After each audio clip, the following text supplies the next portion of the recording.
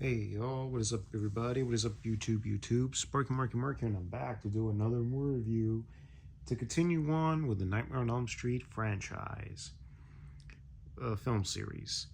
And with that, let's open it up for number 5.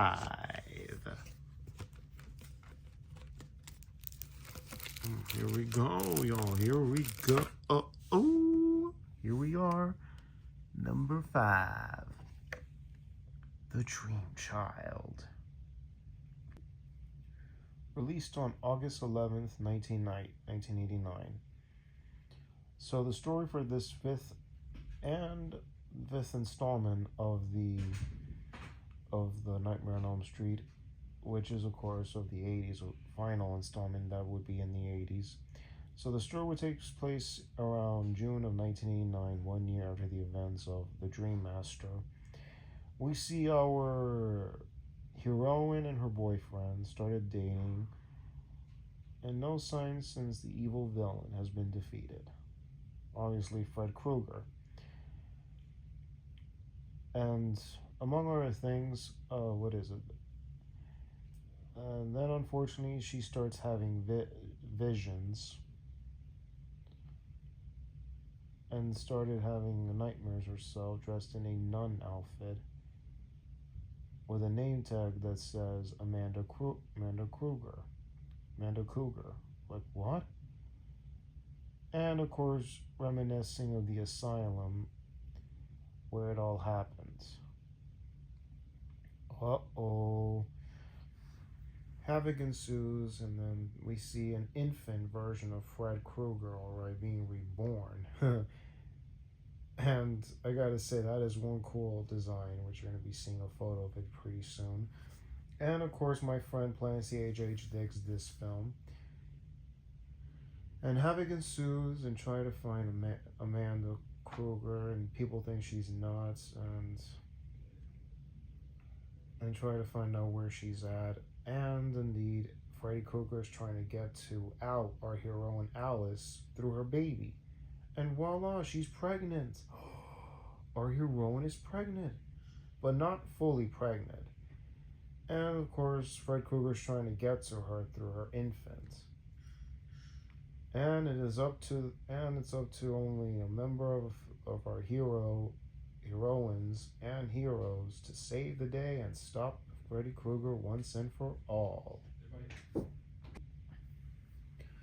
So yeah, and plus Freddy Krueger in this fifth installment, you're going to be seeing crazy things throughout the film, and including a comic book version. And you're going to have two guys playing versions of Fred Krueger. One is the Merging, Merging, Freddy, played by a guy named Noble Craig, whom indeed was in the military services, and he served in the Vietnam War. Good for him. So yeah. And let's not forget the comic book version of Fred Krueger, also known as Super Freddy. Can you believe that? He will be portrayed by Michael Bailey Smith. If anybody knows who this guy is, he was Balthazar in Charmed. He played like demon creatures in the TV series Charmed. But before that, he was in, and after Nightmare on Elm Street, before he was in Charmed, he was Super Freddy and a Nightmare 5, and he went on to play other roles. He was Ben Grimes, the Thing, in the unreleased 1994 low-budget Roger Corman version of the Fantastic Four. And coincidentally, 31 years later, he would be appearing in a cameo role as Power Plant Worker number 2 in the Fantastic Four 4-Step, along with the original Fantastic Four members. Wow. Plus, he played the role of Colonel Nick Stewart in Submerged. That would be directed by the great Fred Olen Ray, and he was Big Guard in Disney's My Favorite Martian.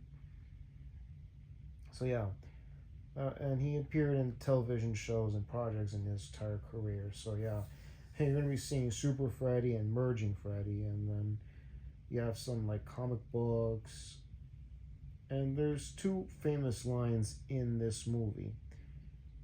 The beginning of the first act, the villain Fred Krueger says, "It's a boy," and then the second one is, "Comic books are bad for you." Huh? Can you believe that? Huh? Comic books are not even that bad. It is fun though, in a way. So yeah.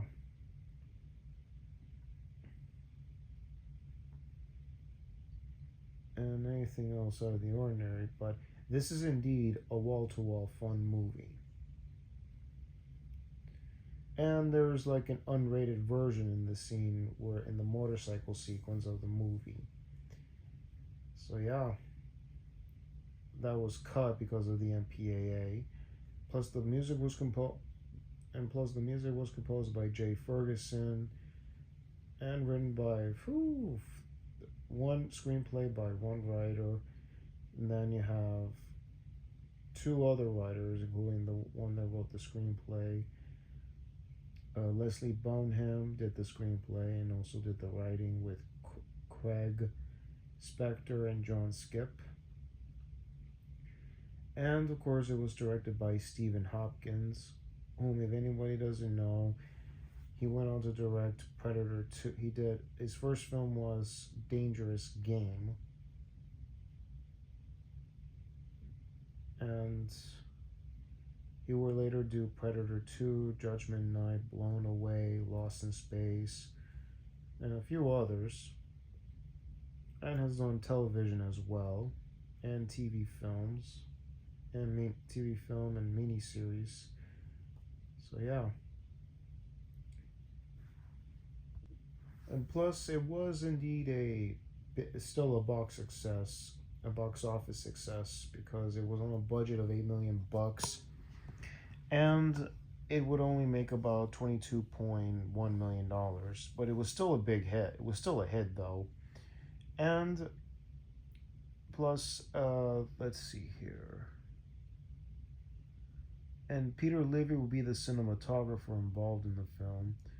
And the running time for this is about 90 minutes. So yeah, well, enough chit chat, folks. Let's pop the disc and see what's inside of it. Like now. Pop it up.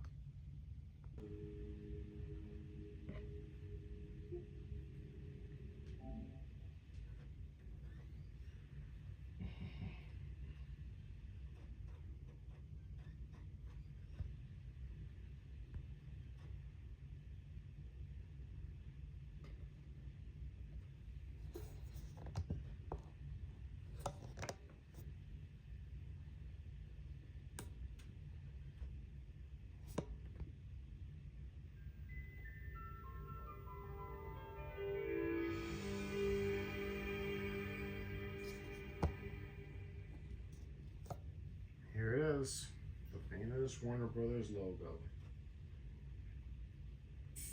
Alright, if anybody's familiar with the DVD menu, it is from the old, what do you call it, DVD case. Rather be from the double pack or the snapper case from the earlier days, or the regular DVD releases. So yeah, definitely not, sadly it's not the, what do you call it, the poster artwork that everyone expects it to be. Oh well. And alright, we got 23 chapters in this installment, this fifth installment of 1989.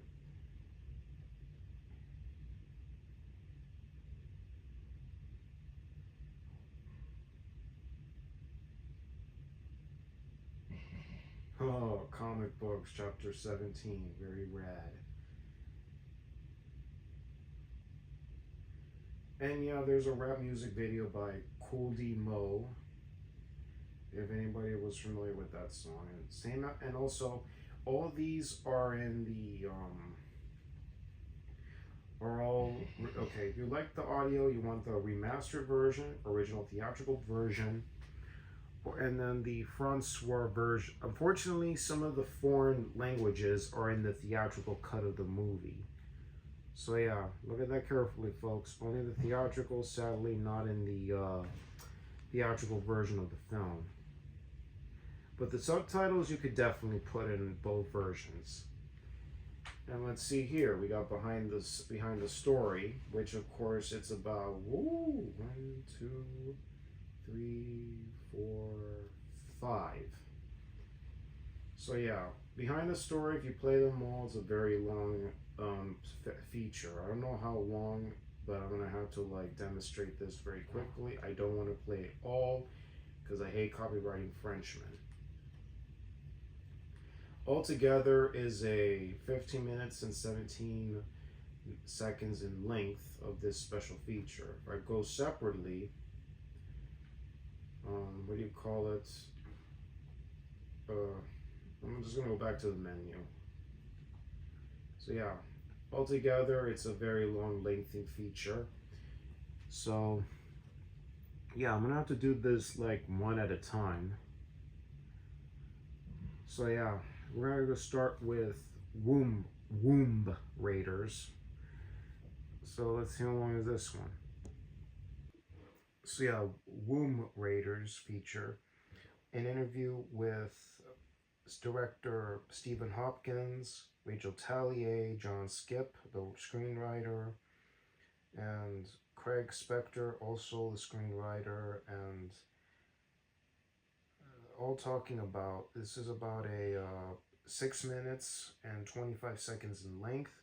Mr. Hopkins discussed about going to see the film with the first Nightmare on Elm Street with his girlfriend when it came out in 1984, watching with all these kinds of shrinking head people and others, and they all laughed and scared, very frightening and happy and loving it, and talking about unexpectedly violent and gory and creepy it gave.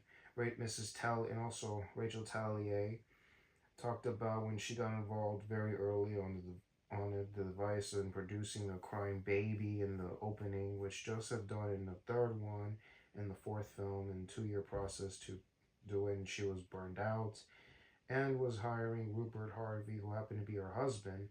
So stayed in the family, but produced the fifth Nightmare, and the idea was to make changes on the fifth installment and make a different one out of the other ones. And when for Steve Hopkins' this was his first movie, and there was a real vision going to it with very strong art directing and POV selling himself, and came right through it.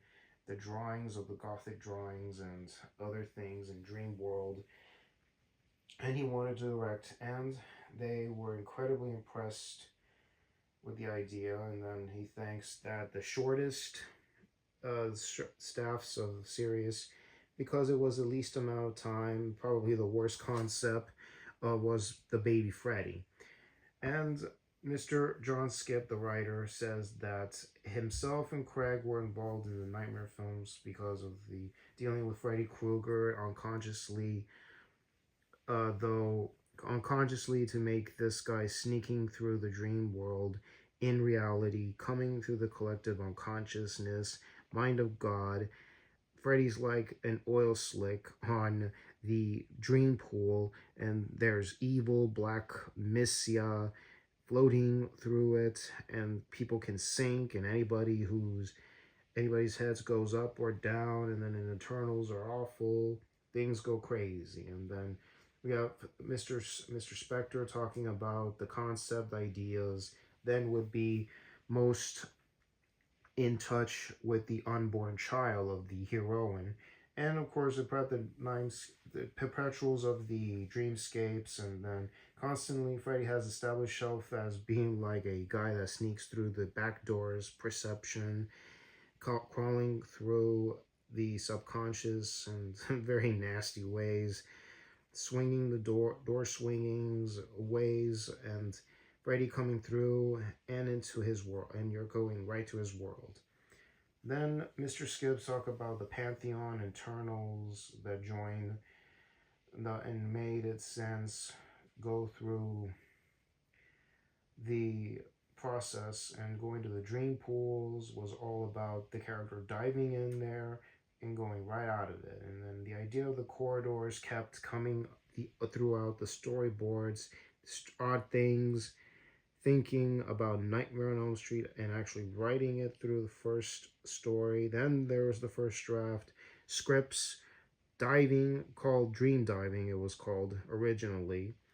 And would be like working, and he kept really thinking psychotic hours, and then through walls, and then it was like sleeping 15 minutes, and going down to sleep was enough. 15 long minutes sleep was enough, and the alpha state then jumped back into realities and bring back the images. And about Freddy, was the idea to come back and was the subconscious and would help visualize the articulate what they were trying to do with this. And the idea of corridors kept coming throughout. And Miss Tellier discussed about the tubes, and Freddy sucked right in, and she can explain that they have to come their sort of like weird womb like imageries and the Freddy films, and try to actually not to end overall the reasons why Nightmare 6 became about, and why is obviously Nightmare 5. I mean, something organic, people within their bodies, and being weird like rooms, tunnels. Some of it's because the shape worked well, just trying to keep the shots, and thinking of male directors that can do that. There's Rooms of the Obsession, and Mr. Hopkins talks about in the episode that he was involved, was quite fanatical and really became very thought out. Many people, different children's history of Freddy Krueger, and it's a dream per se, and can really go like say become the symbolistic with the violence. It doesn't have to be very disgusting and brutal as real life scenarios, like people changing into motorcycles realistically but not true. People's heads, of course. It's wonderful thing about film, and when they have the facilities to put it on, and then different types of dimensions and worlds. Miss Talia comes about that these issues of the wombs would ultimately became too organic in a way, and physically organic, but audiences doesn't want to see the baby in the womb. And teenager, it's either home because of the 16-year-old girlfriend who's pregnant, and the girl so far about thinking of whatever it is to think about is you ain't getting pregnant until you're old enough or in your 40s. And then right of the teenage audience's mind, and it was directly aiming to the teenage audiences at the time. So yeah, that's very impressive, very lengthy feature with these people. So yeah, on to the next one. Y'all.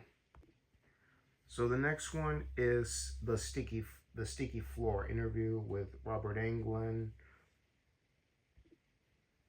Visual effects supervisor Alan Monroe is interviewed, and they both talk. And also you have makeup effects artist named David Miller, and they all and Mr. Englund talks about that some great stuff and ideas part of what occurred in number 5, and he was and Fred Krueger would always be known or coined to this very day as, they call him the bastard son of 100 maniacs, which was indeed a wonderful story, but they never came too much to do it, and had to freshen up to see what happened with the franchise and speak of.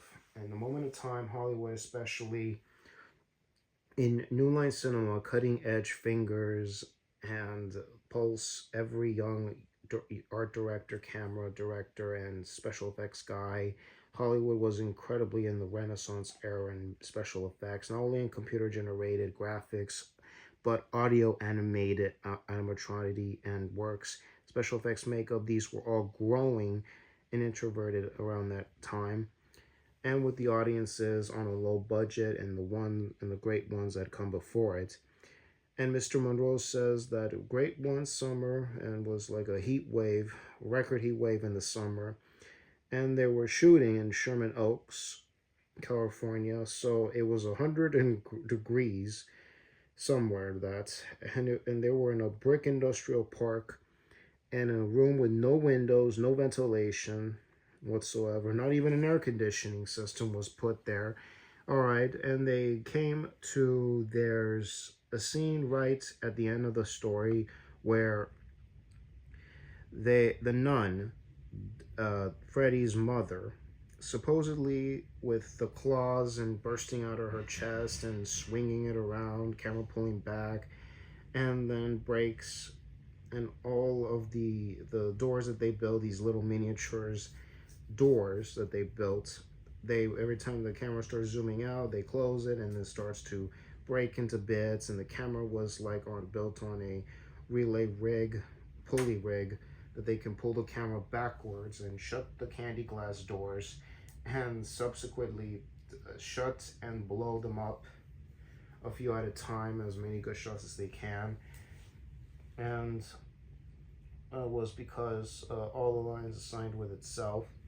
Smokes in the whole room were filling up, and they were set up on the day to shoot, and ended up took about 20 something hours to shoot.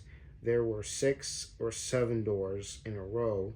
Just had to keep to go. But what happened in that room was is that there were a lot of stuff in there, and it was hot.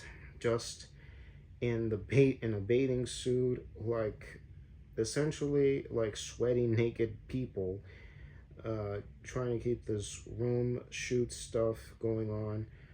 And what occurred was is that the candy glass was like blowing everywhere and all over the room and on the floor, covered like sugar. And absolutely with sugar, it was so hot, the floor cemented it, and all got melted. And what occurred was everyone was walking on tennis shoes, candy glass, like 2 inches thick, consanguined onto the bottom of their shoes. And then somewhere like Denny's or something they had for lunch, and then the trumps, and smelled like Carnival had throw up on something, and weird sorts of candy glasses, candy sugar, sweat, stinkies, and unavailable snatch. And literally one of the most memorable, miserable experience of his life was is that they shot the shot, and he didn't like it. And before anyone knew it, they even had to clean up the room to do a reshoot, and they had to redo it again. And there was sugar caramelized like foot thick, and cement glass, and they had to like go off on your own and do it. So yeah, they never got it off. They never got that stuff off their shoe. And then the tennis, and happily the summer was happily forever retired. Only the thing is, because it kept going on happening, and then it's your own art piece, and sugar coated, sugar rubbery substances, and still hadn't thought about it for years. And so Mr. Milner talks about Alan Moore, and saying about the sketch for baby Freddie as a baby reborn, and they had to make a puppet of it, which you're going to see a video of it, and showing the articulations of it, and daring her, moving quickly, making loud noises, operated by a rod underneath the set, and the facial features like the mouth and the eyes moving, blinking, and moving facial expressions operated by radio control by somebody behind the camera. And all was made with silicone and a fiberglass motor inside, but was very pretty effective and moving, and it came to life. So that was a pretty extensive feature feature that was about 5 minutes and 45 seconds in length. So yeah, very extensive. The link will be in the description box down below. On to the next one. Alrighty, so the next feature is called Taking the Stairs, interview with director Stephen Hawkins. And you're going to see behind the scenes photos of Mr. Hawkins and Fred Krueger, and then the child actor who's playing baby Jacob. And he talks about that he's a big fan of Esker. Always wanted to, and he always wanted to do a mock-up around the something like the guests of a couple films in the past that have tried to do something like the Lambeth and Rose and wanted to do fun like comic books, like the comic book sequences and all sorts of complex, huge ideas to throw around. And then one drawing with the whole city, like steps and the architects of what he was going to do with the drawings, and storyboard the sequence, fitted it on in the drama, and needed to do which the child and the mother are running in different directions, and one would Freddy be chasing, going past him, going above him, and that's to achieve his goal. So yeah, that's a pretty short interview with Mr. Hopkins for that idea. On to the next one. Alrighty, so the fourth feature in this one is called Hopkins Direct, and you're going to see archival video with Robert Englund as Fred Krueger in full wardrobe and makeup, and Stephen Hawkins talking about the idealistically to like show Fred Krueger doing his moves and run around coordinating while the set was being built, and in the process and demonstrating the whole details of how to move with the cameras pointing in different positions and understanding it. So yeah, it's a pretty short feature, but all in all it's an archival feature from on the set, behind the set of the film. So pretty cool. On to the next one. Alrighty, so the fifth and final feature in this one is called A Slight Miscalculation, which is about a 1 minute and 26 seconds in length interview with Ellen Monroe and the effects artist and director Stephen Hopkins. And it's said in the feature that Mr. Monroe's discussing about that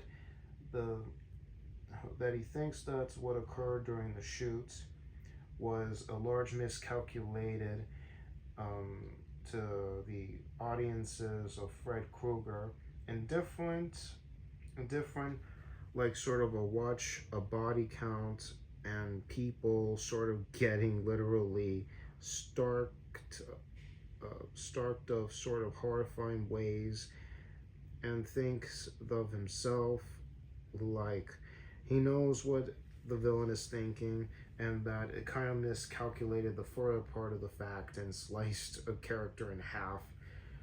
And of course, what kind of unrealistically unexpected or expectations of that was to go all through and request to the girl in the shower sequence and have done some sort of big horror sort of iconographic moment. And Mr. Hawkins says that they can never be scary if they're not. And Freddy was exposed to really true shocking horror like Revelation, because it was already sort of a head had been revealed and there was not much left.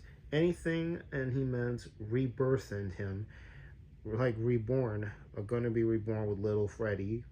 And of course you're gonna see a photo with the actress and the director. So yeah, how crazy is that? The idea of having the villain reborn, and you're going to see a deformed baby. And I'm going to show you pictures behind scenes from the movie, but I'm not going to play too much of it. So yeah, and tell me what you guys think of the images that you're going to be seeing in this quality. So enough chit chat, photo time, like now.